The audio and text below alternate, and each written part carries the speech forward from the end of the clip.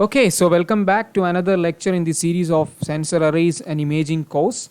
Okay, so today we will just start with the transmit. Okay, so some people call us transmit beamforming. Okay, so the idea is actually to use an arrangement of sensors, array of sensors, and how to propagate some waveform, how to make use of that arrangement of array of sensors to come up with a more sophisticated way to transmit. Okay, so it's something like this. We already discussed a brief of it in the last week. So it's very important to notice here is certain learnings that we had from that lecture. Okay, and also the flexibility that an array offers. So we have not talked about that any perspective of that, the flexibility that an array offers compared to a single transducer. So we will cover more of that in this week. Okay, so just to reiterate, here is an example. It's a linear arrangement of rectangular transducers. So the total span of the arrangement or the array is, so we can call the width of the array is L, capital L, and individually each transducer is a rectangular transducer of width B and height H, and then the spacing between them is something which is specified by small s. And of course, more literally, if you want to consider all these, this is nothing but the pitch of the transducer, and then of course the spacing, the actual gap between the transducer is curve of the transducer. Okay, so all those things you will hopefully remember and has some meaning to it, right? And then of course we also found that this is nothing like it's very similar to sampling in time. It only difference is here the sampling is in the space. So you will have actually you could actually split this as something which is very interesting in the sense like you can express this. So let me actually put it that way. So this particular the full aperture, which is actually something like rect of, so I can express this in terms of x minus L by 2 by L, where L is of course the width, and then rect is nothing but a rectangular function which is centered at L by 2. That means the half of the total is considered to be the center of the array. And then of course this could be, so this is L by 2 I think, yeah. This could be expressed as something like this, which is very interesting. It is nothing but if you want to put this way, I think I didn't put it this way in that expression because I wanted to derive something and we consider it as a series of impulses, right? But this could be expressed in something like this. So let's say in this case, I mean, let me generalize it instead of this.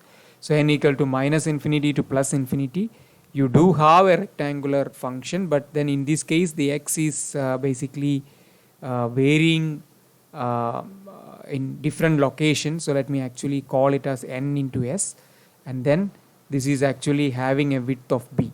Okay, so this is something which is interesting, right? So n is actually some integer values. Of course it's not a continuous variable, it's an integer value. So n goes from the left side to the max. So let's say n is starting from 0, so that means it is just at the left hand side, which is at this corner. Okay, so at this corner, and then the next one is actually at a separation of s. So n equal to 1, that is x minus s. So literally means you are sort of shifting the transducer to the new location s, and then of course 2s, 3s, 4s, etc. up to, so basically ls you could say, or L minus 1s, whichever way you want to call. So that is the range, right? So you can actually make this as something like 0 instead of minus infinity, is going from 0 to L minus 1. Okay, so that is the actual range if you want to really put it. And then of course we know that the beam pattern is actually nothing but the Fourier transform of the aperture function.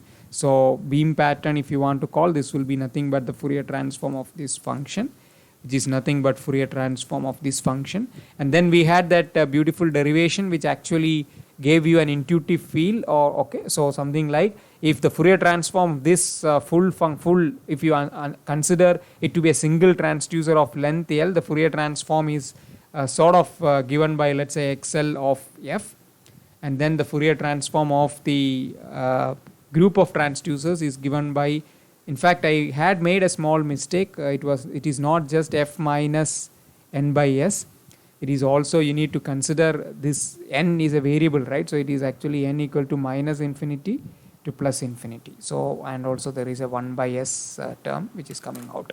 So this is the full expression. So this essentially says that the aperture function of the arrangement or the array of transducers or the linear array of rectangular transducers is still having the same shape as the single transducers with width L, but it will be shifted at integer multiples of 1 by s. Okay, so that's the thing. And then we realized, we derived an expression saying that the what is that maximum possible extent that you could go, and we also found out, actually I didn't explicitly mention that, it is if you want to really put in terms of wavelength, this will go down to something like less than or equal to lambda by 2, where lambda is actually the wavelength of the transducer. And of course we know that wavelength is a factor which is determined by the frequency by this formula, so f by c. Or if you want to be very particular, because sometimes we use lambda as a variable, so let's make it one value, lambda 0, which is of this particular design, and this is nothing but lambda 0 is nothing but f0 by c, or rather, yeah, c by f0. Okay, so small mistake there. I think you're all already aware of this particular thing, right? Because c is equal to lambda f0, so obviously this is nothing but, sorry for that, sometimes it's good to make the mistake, right? So c by f0. Okay, so I hope everything is pretty clear from that last lecture. I just sort of reiterating everything so that it's pretty again sort of very clear to you. So the takeaway is the beam pattern is not really going to change. The only thing is the beam pattern is going to get repeated at integer multiples of 1 by s in terms of linear scale. But if you are very particular about the angular scale, it is something like 2 pi by s, right? So that's the concept that should be going in your mind. Okay, so with that knowledge and with the knowledge that most of the time imaging, as I said before, is in the near field, because we most of the time the near field is occupying some distance. We already saw that it's something like, in the case of an ultrasound scenario, it is like 58 centimeter, which is beyond any human body depth, right? So most of the time imaging happens in near field, unfortunately. So, but it's important that if you are working in something like radar, then everything becomes far field. Okay, so that's why I introduced the concept, both of them. But from now onwards, you can literally think that everything that we are going to work on in the imaging space is mostly near field. Okay, so let's actually move on, and now we'll start more looking into more importance of these arrays. So let's actually start with that. So this is the arrangement. If you think it from an electronics perspective, so we do have the signal generator, which will be a digital system, and then the transmit control, I will come to that, what exactly I mean by transmit control, because it's a black box to you. And then of course we need to make it analog, because we have to apply a voltage to the transducer or the antenna, and then of course each one of them will get excited with a signal. And what is that significance of the signal? What are the things that we control in the signal? I think it's important that one of them is of course the center frequency. The second one is of course the bandwidth, right? And bandwidth is of course determined by the duration of your signal, or pulse width, let's say. Okay, so that's the concept. So that's what you're controlling over here. And then of course there are some transmit control. I'm coming to that, which is very interesting, and that is where this array signal processing, or this concept of having the arrangement of array of sensors will help you. Okay, in a very, very interesting ways we can make use of that. Okay, so the idea is like you generate that signal based on the center frequency of the transducer that you selected, and then you control the pulse width. Ideally you want to occupy the entire bandwidth. In that case you may have to create a short pulse, something like an impulse, so that your entire bandwidth is excited. But very rarely we do that, because there are many reasons. One is creating an impulse is impossible, so you will have some waveform with some finite duration, some number of cycles is what I mean, and that means your bandwidth is not literally fully occupied, but still there is some bandwidth which is occupied by the waveform that you are sending. Okay, so it's not really a narrow band, it's something which is a wide band, so that you send a short duration pulse. Your pulse is not like having a long duration, right? Unlike in the case of a continuous wave radar that we generally use. But here for imaging, we know the reason now. By now I hope everyone is clear about that imaging is our objective, so we need to have a short pulse so that I can distinguish, I can have a very good resolution both axially and laterally. Okay, so now I hope this part is pretty clear to you. Let me use the laser pointer option. Yeah, so this part I hope it's pretty clear to all of you. So we generate a waveform and then we transmit that waveform by providing it to the DAC, digital to analog circuitry, which will generate the equivalent voltage waveform, and that will be applied to the antenna or the transducer, which will excite the waveform. And then of course we know, I just showed some shape. This shape is of course determined by the shape of the aperture and the extent of the aperture. So please remember that. Okay, now what can we do by using this? I mean, there are so many things you can do. So first we will start with the aperture change. So we know that once we fix the transducer array, the extent of the aperture, let's say this is L, that based on that L you will, and the shape of that L, you will have some beam pattern which is propagating through, right? Of course in the near field that beam pattern is highly having that ups and down, that's only difference, but otherwise the beam pattern will remain same. We have seen that with some examples earlier also. Okay, and so now the interesting aspect actually is I can reduce the aperture, okay, electronically. I need not actually change by physically extending the sensor or physically changing the spacing between the sensor, because all that are fixed. We can't change it once we fix the arrangement, but I can do it electronically. How will I do it? So imagine that let's say, I mean this is just a hypothetical example. So you have 1, 2, 3, so 6 sensors or 6 transducers here, and if I excite them together you have a beam which is actually spread like this. Okay, just an illustration. Now let's imagine that I am going to excite only these 3 sensors. Okay, so this sensor, and maybe this sensor, 4 sensors. So if that is the case, what is going to happen is this is not enabled, this is not enabled, only these 4 sensors are selected. So obviously the beam pattern is going to change because the aperture, the extent of transmission is changed, and then that will of course affect the beam pattern and its width. Okay, so how can you do that? So one way is actually you can think of, you are sending off signal, but then let's imagine that you're multiplying. So you have a gain here. Okay, so some gain here at each of these places. Okay, so let's actually call and let's name it actually. Let's say this is 1, this is 2nd sensor, this is 3rd sensor, this is 4th sensor, this is 5th sensor, this is 6th sensor. So obviously this is weight for 1, this is weight for 2, this is weight for 3, this is weight for 4, this is 5, and this is of course 6. Now imagine W1 and W6 are 0. So no weight. And then W2, 2, basically W4, 5 is equal to 1.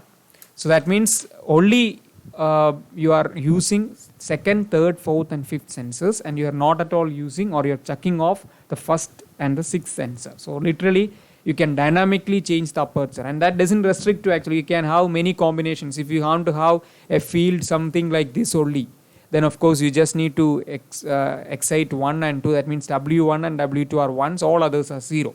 So literally if I want to generalize this, let's say Yi is the output from the ith sensor. So what we need to have is, so Yi of t is the output from the ith sensor.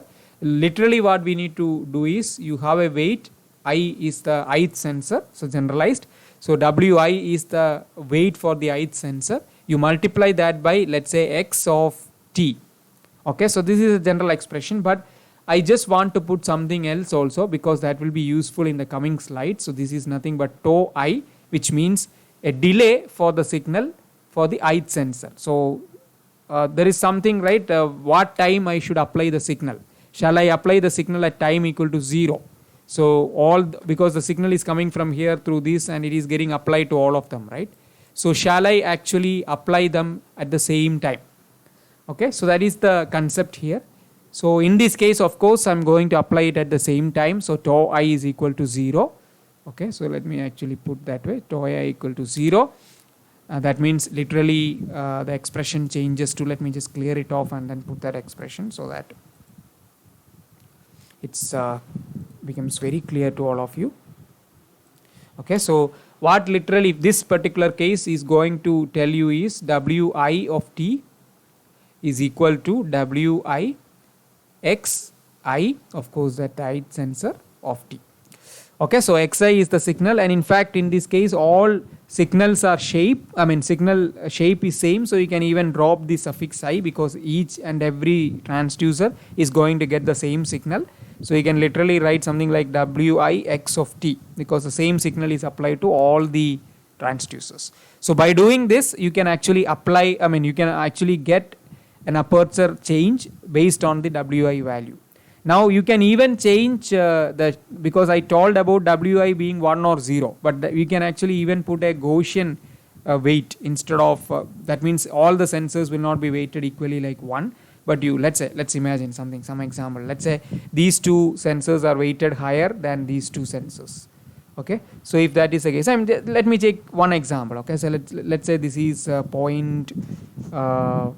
just giving an example. So let's say this is 0.4, this is also 0.4, so this is already 0.8 total. So let's actually put this is 0.1 and this is 0.1, so some sort of Gaussian. Okay, so literally you are shaping the waveform something like this. So you already know that if I shape the waveform like this, I may get the same shape going forward also, right? So this is what I meant by aperture, and this is really beautiful because I am doing all these electronically. I am not really doing anything physically or mechanically. Everything is done using some weight, right? So very, very interesting. And then of course the same thing, whatever I wrote here is just put it for reference. Okay, so since the signal is the same, it is xi becomes x, that's what actually written over here, you can see over here. And then the weight is obviously different because that determines aperture, and then delay here there is no delay, so it is equal to 0.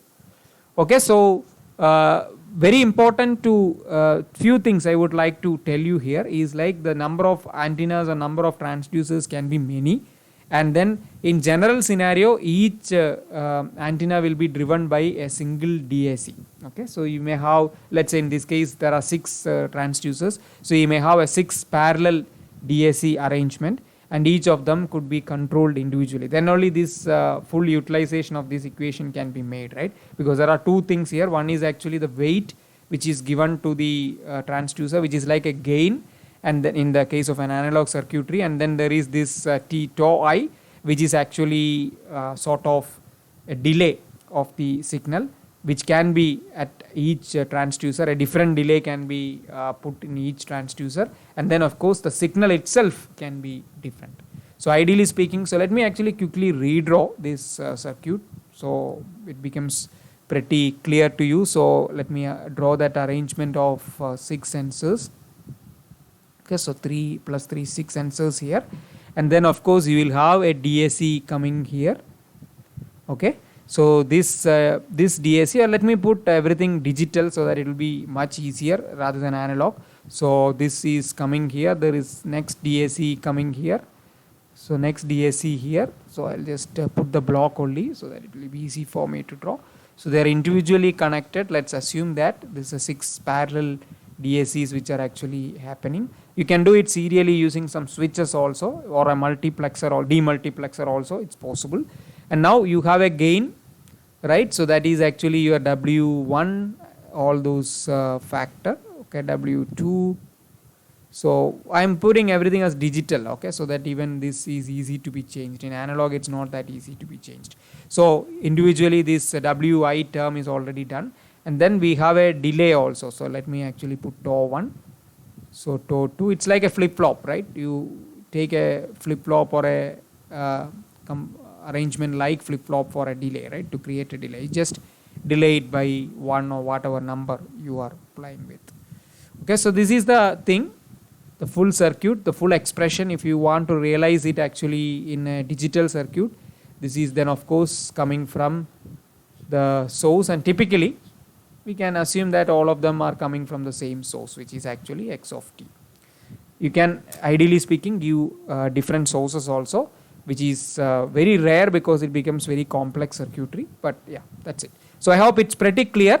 So this is what I wanted to convey, and beautifully expressed in this mathematical expression here as well. So you can literally electronically control the aperture. You can extend the aperture, increase the aperture or decrease the aperture, or you can even shape the aperture using those weights. Okay.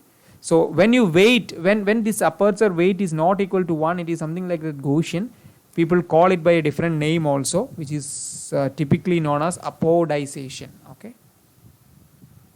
So aperture just means the extent, okay, increase or decrease in the extent, but apodization means you are actually going to weight that transducer. You want to shape that waveform, okay, shape that beam. Okay, so that's the idea. Okay, so let's move on. So this is the way we can change the aperture. Now let's actually think something which is more interesting. So we talked about the beam. Let's say in all these cases I'm exciting the transducer at the same time, all of them, or the antennas at the same time, and I get a wavefront something like this. Now suppose I want to tilt this beam. So all the time, if you saw our polar pattern also, the polar pattern is all centered towards 0, right? 0 degrees straight.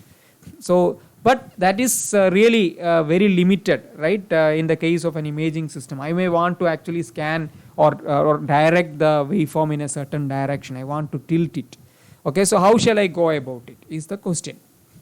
So the interesting thing is, like, I think one thing I sort of wanted to explain before also and forgot is, like, suppose all the waveforms are, so let's use that equation because I hope you are well aware of the equation now. So yi of t, okay, so if it is something like wi, okay, and it is just x of t, okay, no delay, every transducer is excited at the same time and same signal is actually arriving at all the transducers, and yi of t is what basically it observed. So basically yi of t is observing if I put wi, all of them are ones, so literally means same signal is actually propagating, same waveform is propagating.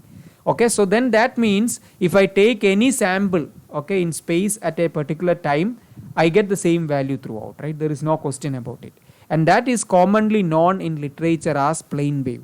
Okay, so the reason why it is known as plane wave is it looks like a plane, it's like a plateau, okay, a very constant region. So what I am saying is, in this case I am exciting all the antennas, all the transducers, all the sensors with the same waveform, which is x of t, and at the same time, okay, and all of them are weighted by just 1, there is no difference. So that means I am actually having same signal coming out from each of these transducers in the form of waves.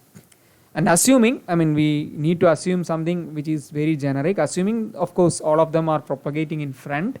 If I sample some point in space, let's say when I say some point, let's say this point, and at a particular time, if I do that, all the values will be same, right? Because they are all coming and propagating, everything is same, and assuming theoretically there is no delay or no change in the medium, etc., what I get is actually the same value, and that is why people call such an excitation as plane wave excitation. Okay, and now this plane wave, let's say how to tilt it. I want to actually tilt this waveform, something like this. Okay, so this here I am tilting with respect to sender 0 here, but you can actually tilt it with any particular transducer. So something like this also is possible. Let's say I want to have a sender here, and then the waveform has to be propagated like this. That is also possible. It is just about some electronic arrangement. Okay, so just pause the video. I can even tilt it like this also, there's no problem. In all directions I want to tilt it. How to go about it? So literally if you see the polar pattern, what exactly I mean is, instead of at 0, the beam should come at some angle. Okay, just like we saw the side lobes, or just like we saw the grating lobes, I may want the main lobe to be coming there. Okay, so how to go about it? I want to tilt, I want to direct the main lobe in a certain direction, not 0 degrees. Maybe 20 degrees or 10 degrees or 30 degrees or whatever. I just want to divert it in some direction. So how to go about it? Okay, so let me actually quickly show you that what I mean. So just pause the video and just think about it, how to tilt the beam. Okay, so before I step into the answer, let me actually quickly show what I mean in MATLAB. So what I was saying is actually this, I just simulated this for you. So this is the 0 degree and you ignore this part anyway because there's a backing layer and nothing goes here. So this is the 0 degree and then this is minus 90 degree and plus 90 degree for our case. So this is the normal beam that we used to design, and then of course these are all side lobes. Everyone is well aware of this, I hope, by now. So there's no confusion here, and this is directed straight in front, right? So there is 0 degree directly going perpendicular to the transducer, you could say. The wave propagation is in that direction. Now if I want to tilt it, you need to do something like this. So here it's basically going in this direction. Let's say this is positive 90 degrees for us, so this is somewhere around 20 degree or 30 degrees or 20 degrees rather, right? So basically this is something which is of 15, so 30, it's actually somewhere around 30 degrees you are having, and then this is also the other direction which is minus 30. So you are tilting, right? Now the wave propagation is not straight like this, but it is going in this direction. Similarly here it's not like this, but it is going in an angular direction. So this is what I mean by this tilt. Okay, so the here I'm just showing a very wide beam which is going, but it may be narrow based on our sensor or transducer design and so on. But imagine all that happened. Now I need to tilt it. So this is not possible using a single transducer, definitely not possible. Otherwise you have to design that transducer like that.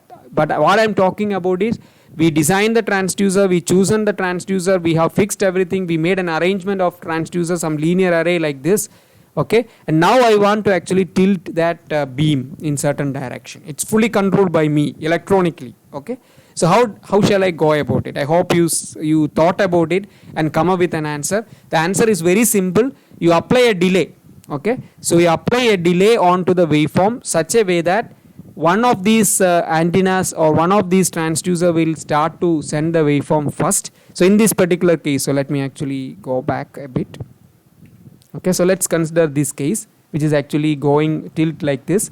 So what you need to do is actually you need to actually excite this transducer first, and then you excite this transducer after a certain delay. That delay is determined by this particular delay, and then third one, then fourth one, then fifth one, then sixth one. So what is going to happen is, you delayed the signal. There is a phase delay, or you can say that you basically excited the antenna first, this antenna first, then this antenna after certain delay, then this antenna after certain delay. That delay is determined based on the angle that you want to make, this particular angle. Okay, so based on that you actually delay equally, then you get actually is a plane wave again, but that plane wave is a directed plane wave. So when I say again plane wave, if I sample any point in this particular parallel to this propagation, I get the same value throughout. So that is the meaning of it. Okay, so the interesting aspect is actually this. What we did is actually, if I go previously and we drawn a delay, right, all I need to put is that digital delay. I need to put a value accordingly so that you tilt the waveform in a certain angle. And similarly, if you want the ulta, the opposite of this, you do that accordingly. So for example, if this is the case, all you need to do is you start with this, then this, then this, then this, then this, and then this. So basically it's as simple as that, right?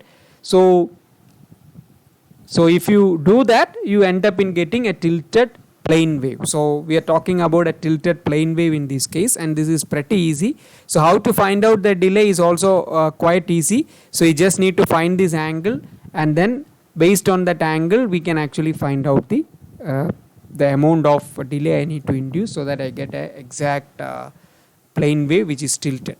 Okay, so again the equation remains sort of exactly same. The weights are all one, but tau I is an incremental delay, and tau I is proportional to the theta value that you get. Okay, so it's not very difficult to implement this in software, because it's just a delay, and the same delay is going to be applied one after the other. So it's just like you find that delay, that minimum delay is determined by the angle. So the more the delay, the more the tilt will be.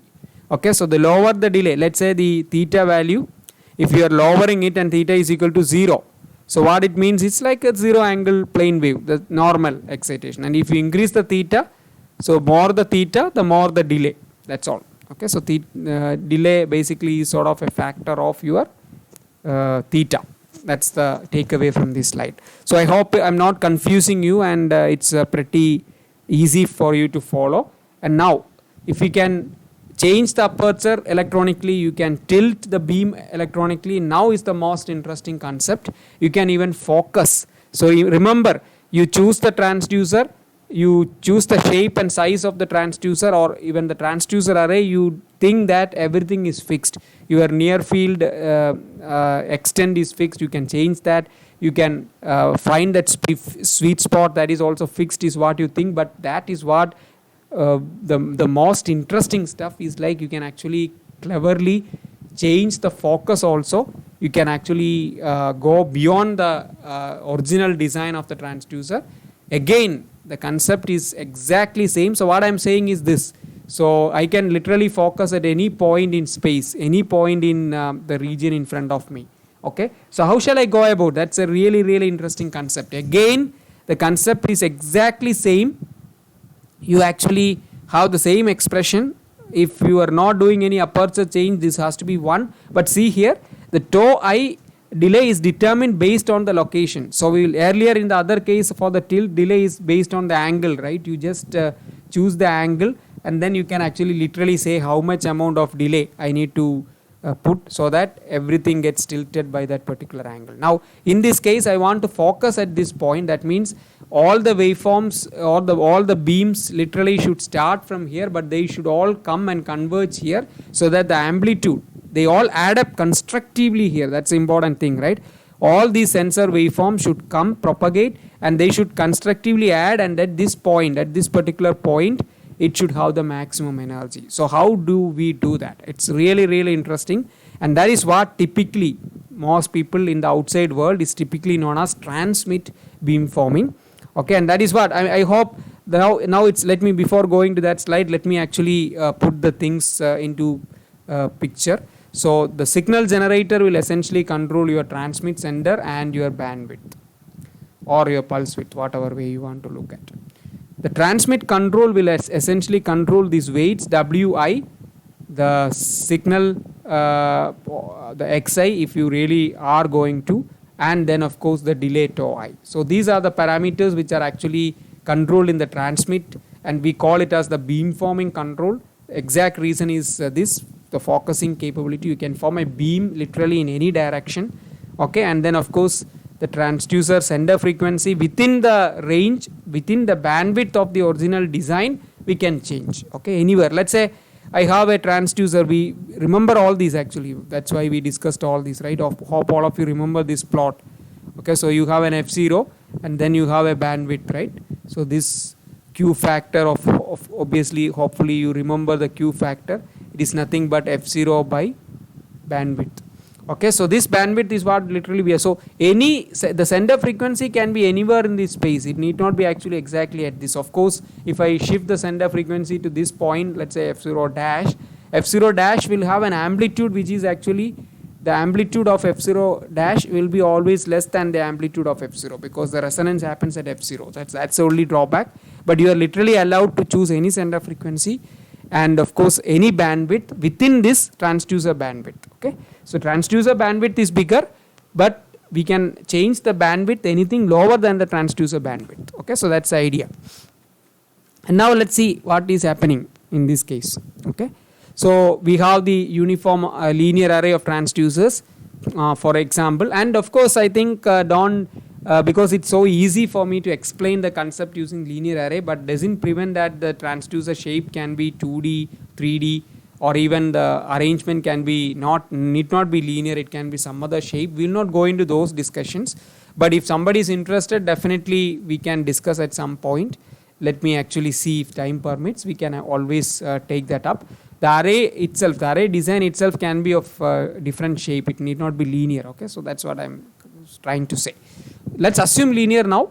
Okay, so I need to actually send the signals to each of these transducers and send them in such a way that it comes and converges at that point in space. Let's say some point in space I'm going to. So this is the space I'm interested in. Okay, so this is the space I want the wave or the beam to get converged. So everything should transmit and it should not go straight.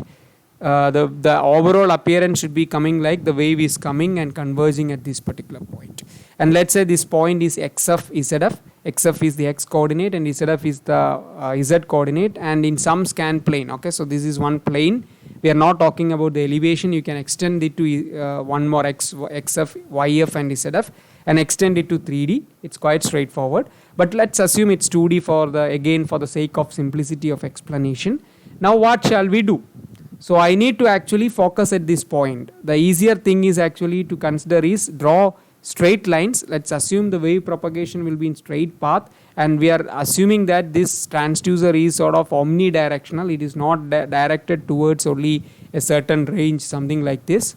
Okay, so this may not work. The focusing may not work for such transducers, and that is why, interestingly, I don't know whether you are aware of this, heard about this. Most of the time we go for unfocused transducers in the sense like only forward propagation, of course, but spanning literally the 180 degrees, minus 90 to plus 90, primarily for this reason, because I can do a lot of electronic control. So let's assume that this theoretically, I think this makes sense, because in the near field its beam directivity is still not that solid. It is still a lot of constructive destructive interference, and this could be actually considered to be evolving a spherical wave. Each transducer, if I excite them, it will be evolving a spherical wave, and the next transducer also will evolve a spherical wave. So that is safe assumption to take, because we are talking about near field. And if that is the case, this wave will take this path to reach here. So I am more interested, it will take all the path, but I am more interested in this path. I want convergence here. So then this is the path which is traveled. Okay, and then let's assume some sender for this transducer also. So let's call it as xi comma zi. Okay, so that's the sender for this particular transducer, and then this is the point where I want to focus, which is at xf zf. So what is the distance which is traveled by this guy to reach here? It is nothing but square root of, going by the Euclidean distance formula, it will be nothing but square root of, so the distance, this particular distance, let's call or derive that. I think it's quite straightforward. It is nothing but xi minus xf. It doesn't matter the order also, because we are going to square it off, plus zi minus zf square. So this is the distance. And what is the time taken by that waveform or that particular path from the transducer to the point xf zf is nothing but, so let's call t, it is nothing but d by c, right? Because basically distance by time is your speed, so I just interchanged it. So you'll get, so if you find that distance and you divide by the speed, if it's ultrasound, you will be dividing it by the speed of sound. If it's electromagnetic wave, you will be dividing by the speed of light, and so on.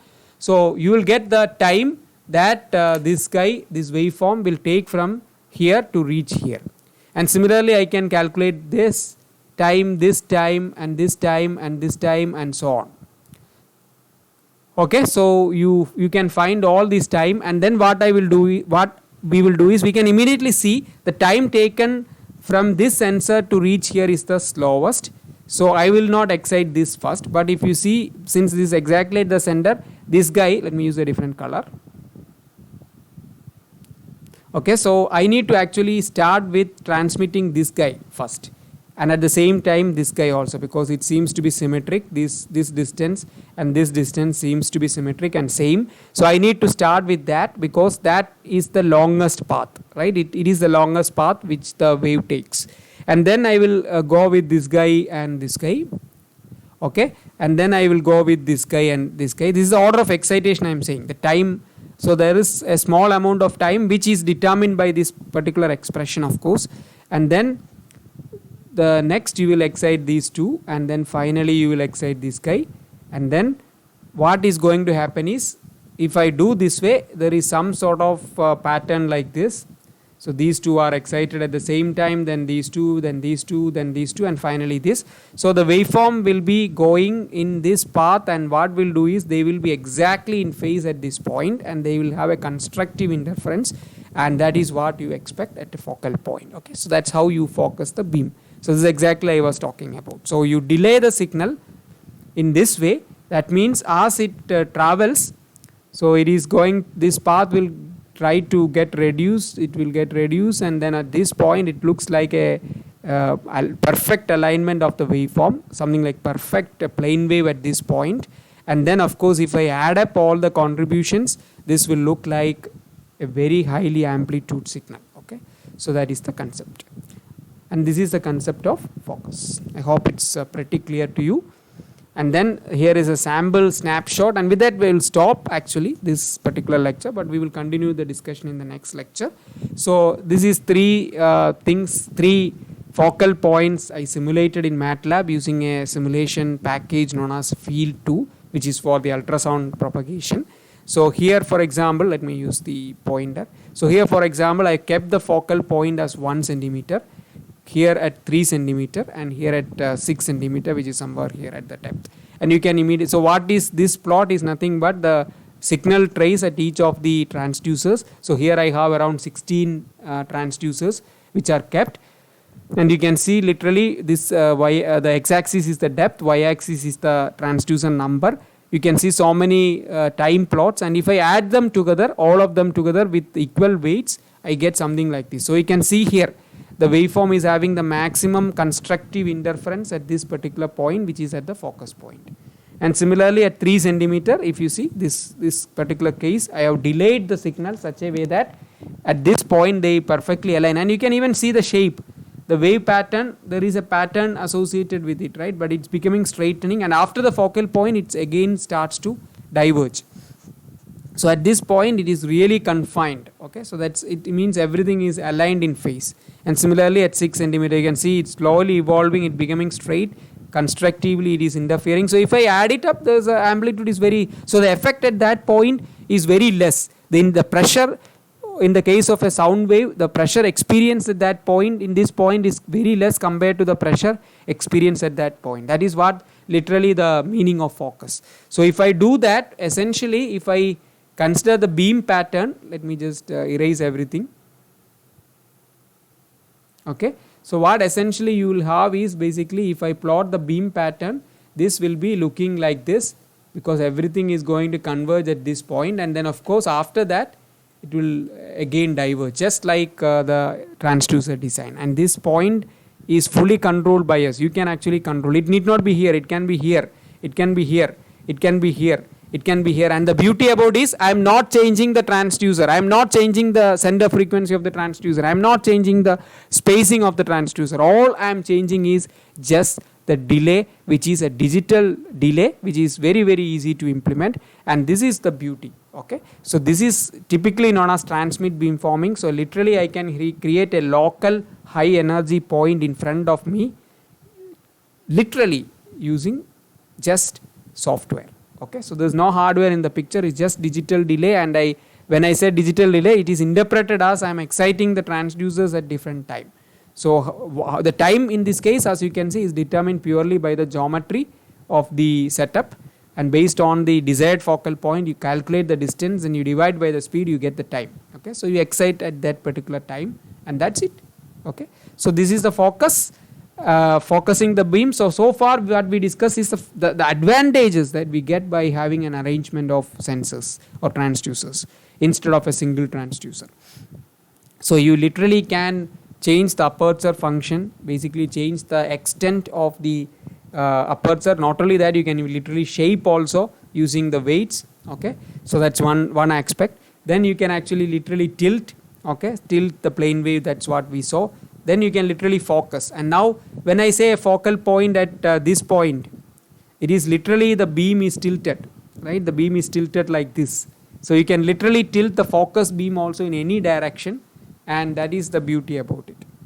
Okay, so I hope I am pretty clear in conveying the concepts to all of you, and we will discuss more details of this with some examples in MATLAB in the subsequent lecture this week. Okay, so thank you for joining. See you in the next lecture.